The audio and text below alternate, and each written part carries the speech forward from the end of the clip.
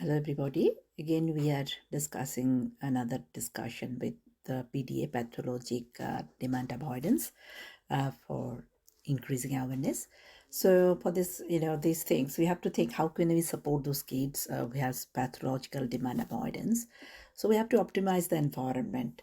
Just like giant pandas, our childs can thrive in right environment. In place of firm boundaries and the use of rewards, consequences of the praise and approach based on negotiations, collaboration, flexibility works better in PTA household. So balancing tolerance and demand, child's ability to cope with demand will vary from day to day and from hour to hour. So try to control the input of demand accordingly, remembering the demands are many and varied, and build in plenty of downtime to give space for anxiety to lessen and tolerance levels to replenish. Agree non-negotiable boundaries. This will vary from household to household and from child to child. For some, the barest minimum of non-negotiable boundaries such as basic health, safety requirement, or those relating to their sibling may be needed when anxiety is very high. But they may be increased over time. Sharing clear reasons for the boundaries and agreeing on them together as a family can help a child to adhere to them. Enforcing this boundary without exacerbating them may require the use of um, other helpful approaches also. Allowing plenty of time. Time is very, very additional demand. So it's helpful to build a plenty of time. For instance, setting alarm earlier on the school morning. Always try to plan ahead, anticipate potential changes, and allow some flexibility to accommodate fluctuating anxiety level.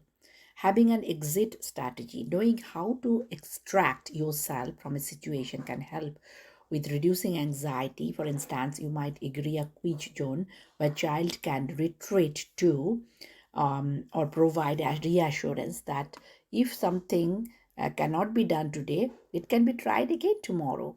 So in that way. Also reducing perception of demand, reframing demand to make them feel more, less demanding, a key technique. There are lots of ways to do. You probably find the mix and match approach. Phraseology and tone, subtle adaptation to our language and tone can benefit. Using the declarative language like statement, comment, and observations, or rephrasing the thing to talk about an object rather than the person. Even simple things like starting rather than ending request with the word please can make a big difference. For instances, the getting ready for the school, but the clothes are on the bed, I'm happy to help, and then wake away rather than you need to get dressed now.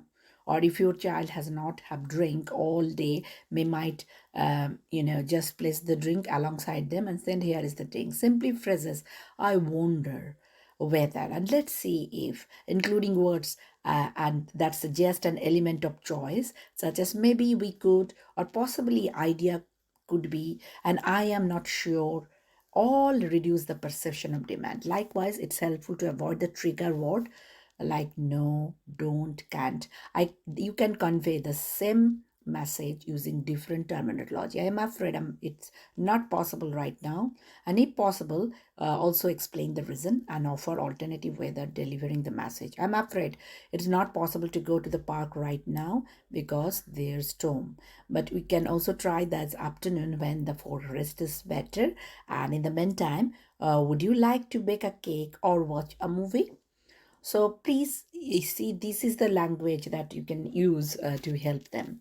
And indirect communication is another form that you can use. Some of these things like physical prompt, tapping shoes instead of saying, please put on your shoe, visual prompt, picture or checklist, ensuring child's element and choose the control.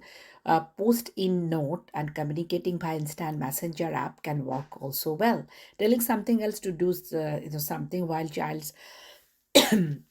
in child's earshot, it's another things you can try. Leaving leaflet or book lying around for child to pick up out the natural curiosity, and communicating using role play or via third party. So communicate through a favorite toy or by adapting the persona or favorite character. So this all you can try, yeah, and we'll talk about this communication issues in the next time more. Hopefully this will help in the PDA profile where pathological demand avoidance in the child is a bit of issue. Hope this will help you, and we'll talk about it. So we will try again. See you again in the next week. Bye bye for now today.